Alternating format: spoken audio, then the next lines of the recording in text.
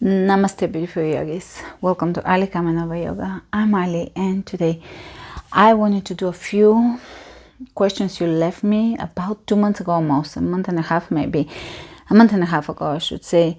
I asked you about questions you have for me for Q&A, and I never got around to it. And then we started traveling, and we've been on the road, and I've never had kind of like a quiet enough time to do it.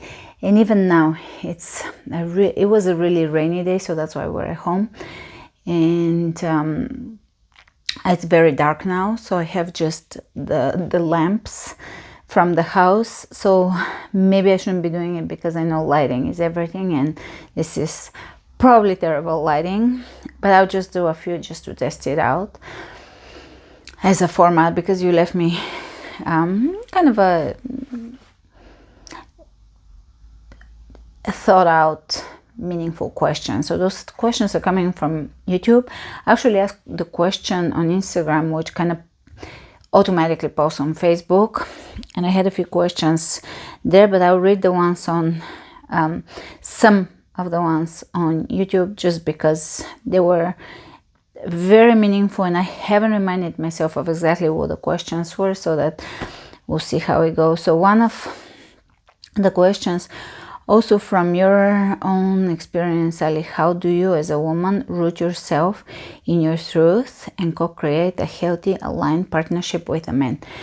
I think right now it's really, really, really popular to talk about the feminine and masculine, to embrace polarity, to really align with the feminine within. It's absolutely gorgeous and beautiful if that is if in a healthy way that's your calling. There isn't one size fits all, or there isn't a way that everybody should be. There isn't every woman should be a certain way. Actually, the feminine is really gnarly. I like to use the word gnarly because it's fierce, it's powerful. The feminine is not pink lace, I don't know, outfits. So because there is like that, they call it now beta female, beta male. That would be the sexualized feminine. But if you talk about the true feminine, she is built out of fire, let's say. Maybe it's not fire, but fierceness. The feminine is really powerful, and if we embrace it, yes, we might not be fit for the masculine jobs. I personally don't even feel like I would thrive in a masculine job. I don't even have the desire for one, but sometimes some women do. They desire it, they need to do it. And again, you can use the feminine within you to power you through that. In relationships, I think you gotta feel your dynamics. You're never going to have two of the same relationships. With each partner, you're gonna have a different dynamic. With each sibling, friend, business partner, etc., you are going to express a different part of your personality. That's where astrology comes in handy, because you kind of see it in a very outlined way, how your charts align, and how you have to have certain sort of compatibility, obviously, for things to work. But when you see how your charts align, obviously in a relationship between two partners, say a woman and a man, as a woman in yourself, yes, in a partnership with a man, you have to express for certain partners, definitely, the feminine within you. There is a big, large kind of range of what feminine might be. It's not always just someone that cooks, right? Or is submissive. It could be the feminine usually rules the inner court, and the masculine rules the outer parameters. The feminine runs typically the household. That's the feminine energy. So a feminine is a nurturer. The masculine is a protector. Those are kind of the archetypes that you, if you're interested in expressing the feminine within you, you look for that, the nurturer in you. Now, a true masculine would enjoy your nurture and would love to offer you protection. Me, as someone that likes to express the feminine in a relationship with someone that feels masculine to me, I would like to feel protected. That is for sure. I would like to feel that part of the masculine, Now, I don't appear feminine to every single male just because in astrology you could see it. My Mars, if my Mars lays under a sun, they would perceive me masculine. So sometimes your feminine will not translate for some people, regardless of who you are, how you are, etc. But say you're in a relationship where you're searching for the feminine within, tap into the nurture in you. It just comes so natural to us. I feel that I am not an overtly feminine person in the sense of I didn't see myself as extremely nurturing, motherly, etc. prior to kids and in partnerships. But once that force awakens in you, it's a force outside of you. It's instinct. It's like how the way we had Mommy Kitty is the way she knows how to protect, how to care for her kids, and she protects them. In the cat's world, the feminine also protects, because the masculine doesn't participate in the raising of the kittens. But for us, the nurture is so strong. As far as it's really such a broad question. It's a really good question, and there isn't one way to be in a relationship. There isn't. It's just every relationship is its own universe, world. And as long as I feel that even if we don't worry about the modern concepts of feminine, masculine, or the old school concept, but even if we just focus on honor, respect, love, and really protecting the other person's feelings. We don't want to be hurtful. We don't want to be belittling. We don't want to, all of those things are really important. So if we have respect, and of course we have boundaries, so not that we demand respect, that's kind of a little bit too aggressive, but if we know what we deserve, especially during dating, etc., or what our boundaries are, we establish a relationship based on honoring.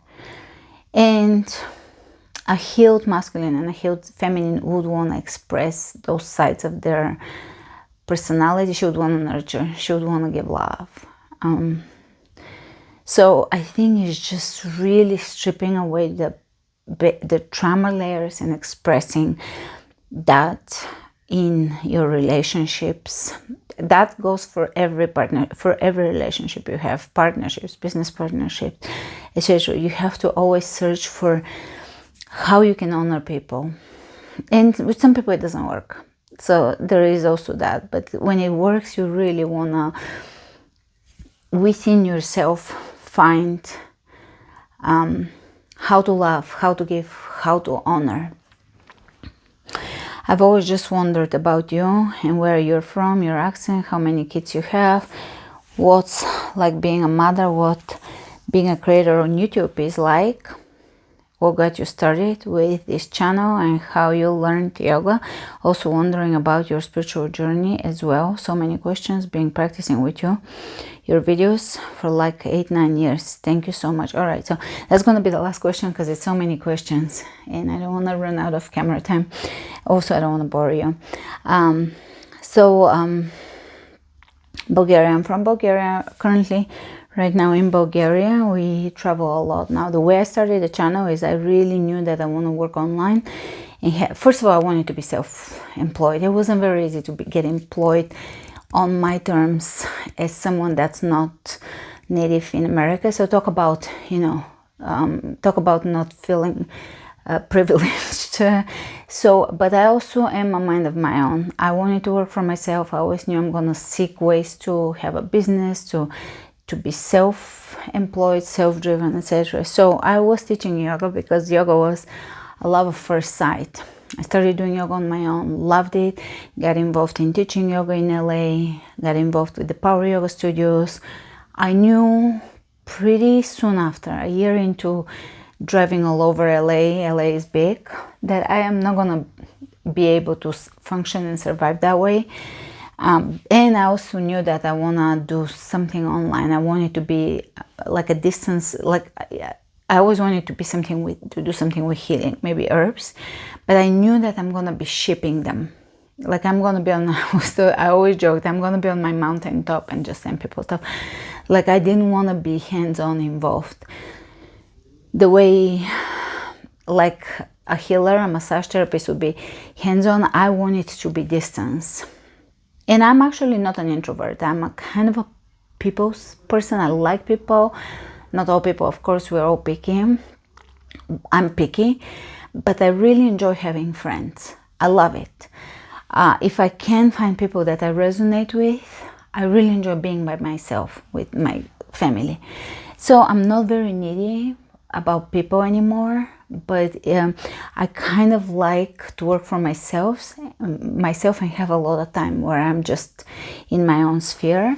And teaching yoga online was it. I just don't have obligation to which style to teach. Yes, the obligation is to you. You may not like it when I'm experimental, and I pull back. If I experiment too much, I pull back from it, because sometimes when I experiment, something good can come out and sometimes maybe not.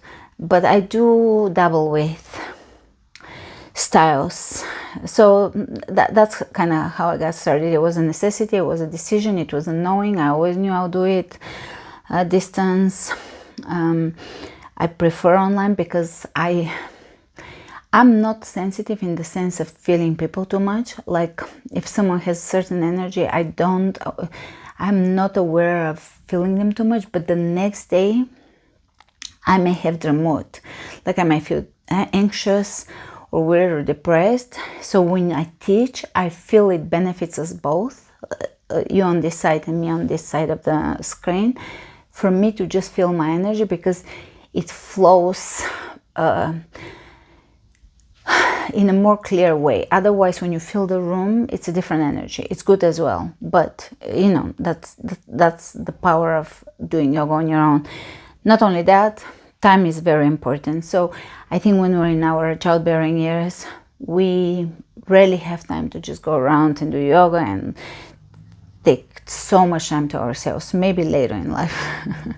The empty nesters. Spiritual journey. Mother of one. I have one daughter. I really think motherhood is one of those things that profoundly and deeply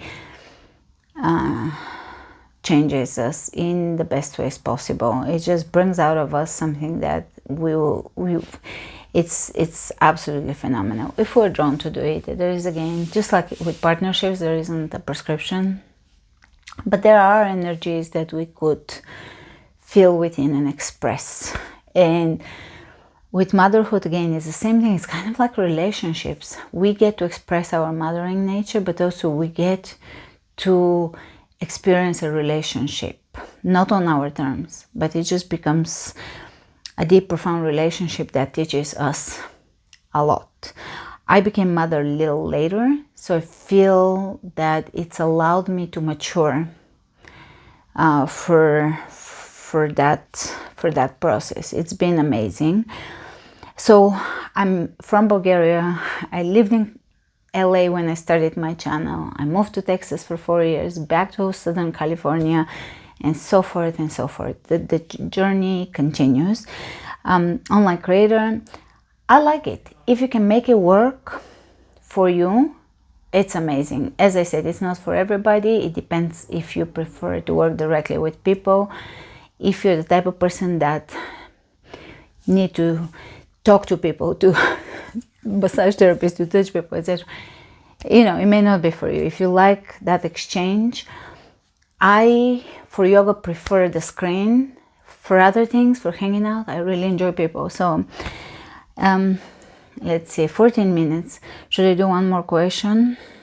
I'd like to know more about your exercise routine, like what it consists of and how often, and maybe about life after 40, how you feel about your career choices and just how life is going.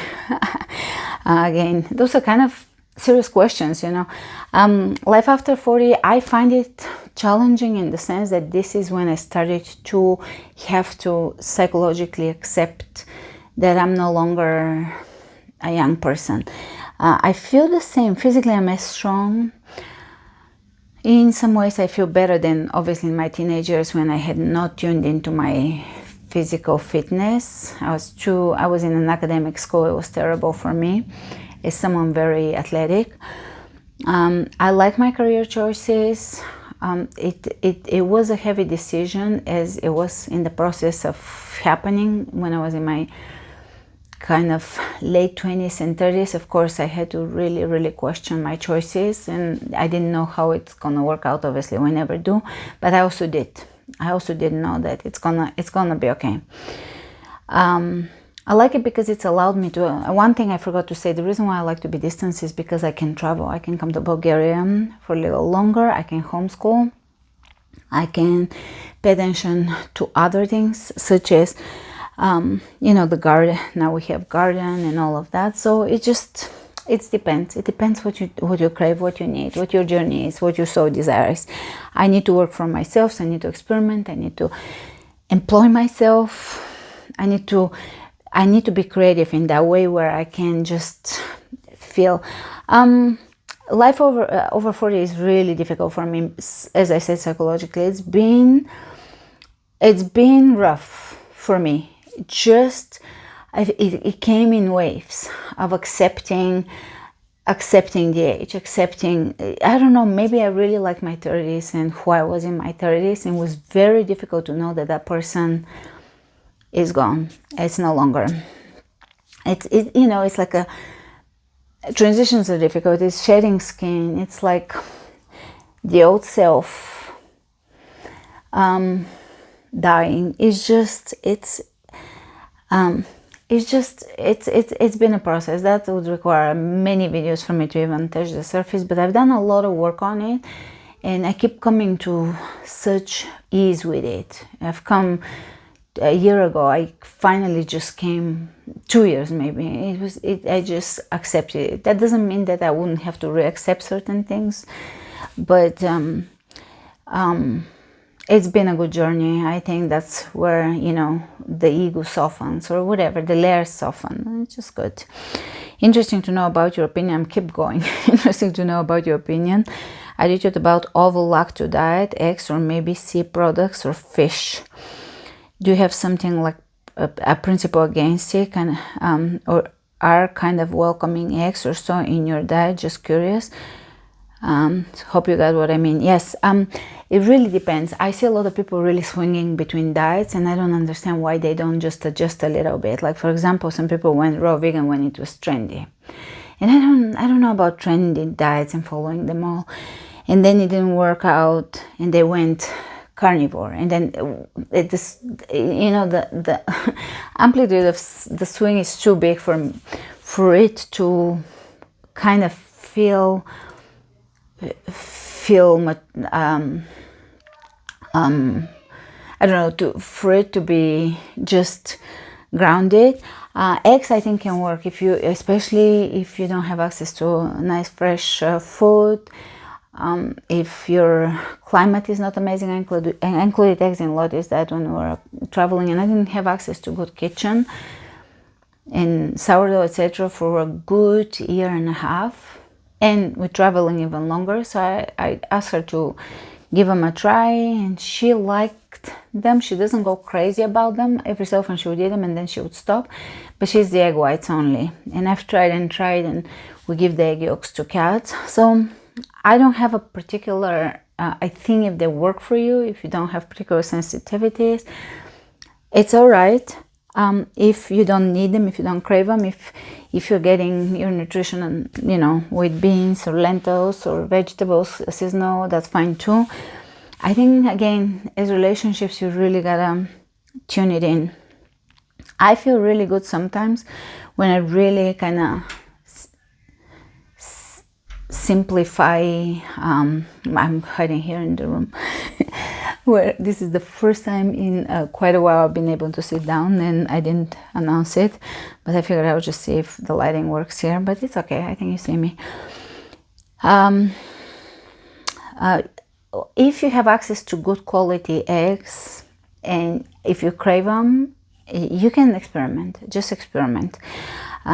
Fish and eggs for some people can work. I haven't gotten to where I need it personally, but for example, if you include, I'm thinking for me to include more often mushrooms. It's something I haven't consistently been including on a, like say, twice a week basis. But if you have to include certain fish, if you are not getting nutrients another way, you know, you have to experiment and see. Ovolacto, if you have access to raw milk or high quality milk, also could work. Last year I was staying right next to a store that sold raw milk here in Bulgaria, and I got it in kefir form a few times, but I also don't live next to it, and it's not going to be a continuous thing. But I will get something super high quality just because I'm visiting and I didn't have a lot of other stuff. And with traveling with a kid, I don't get to buy myself a lot of food sometimes. So, you know, it's, for me, it works not to be extreme to kind of soften here and there. I haven't eaten fish or anything, but I would include raw milk when traveling if it's, you know, if it's like a really high quality. I don't know that I personally benefit from it, but if it's next door and it's really high quality, that farm that it was a store with, you bring your own glass bottles and you fill them at a Milkomat or whatever, one of those machines. You put your bottle and you fill it with raw milk. The cows are the ancient breeds like Jersey and the oldest Bulgarian breed of cow, so it's like A2 milk. It's raw, you can make it into kefir. I included a little bit last year. This year I went and got kefir twice, but it's not as close. It's 1.5 kilometers from me, but I got it because I feel it's kind of interesting to see. That's what I do with other things. Like I just quit coffee for 1.5 years, now I introduced it back, and just to see how it works. So far I like the coffee, by the way. It's pretty good. 21 minutes. I think I covered some kind of a lot of subjects. Everything, you have to feel it through your own experience, not to be too dogmatic, because sometimes it can backfire for certain personalities. For me, definitely, if I lose the joy and fun and flow and I become too strict, too pure, it may backfire on me. So I have to flow and feel.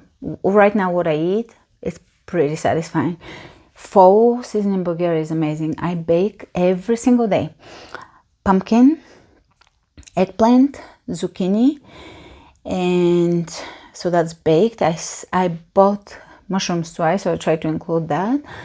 And then I put a lot of parsley, dill, hot pepper, spice, paprika, etc. And that's kind of like with olives. And I could have that. And the grapes are insane. The most phenomenal grapes. So that's kind of been a lot of mine. Some tofu, some beans, whatever. But my diet has been around that. And it's so good. Right now I bought also fresh pickles. So I'm looking forward to that. My mouth is watering when I say it. The olives and the pickles, heaven. And I exercise every day. Not a lot. I don't. That's probably something I should touch on next time too. For years my instinct has been to not go to exhaustion. I don't exercise for sets, for reps, to failure. That doesn't mean ever, but just the majority of time I exercise like in a way of sparking up the muscles. I get pretty muscular with that approach. I can build really quite strong, quite big muscles just with that approach. I feel fit all around. So I think it works well for me. I do about 10 to 20 minutes a day, almost every day. And then I try to walk. So I walk here outside, shopping, walking, etc. to the forest. In the States, I bought a walking pad. I'll link it and I highly recommend it. If you don't have the capacity to walk every day, it's kind of worth it in the morning while you're watching a podcast, doing your emails, whatever people do in the morning with their computers. It's fun. I love podcasts. I'll put a podcast and walk a little, and you know, before I know it, I've walked 2 miles or 1 mile or 1 mile usually. All right, so that is it. I kind of touched upon a lot of things. If you have any follow-up questions, please let me know. I would be happy to come back with, I hope, better lighting.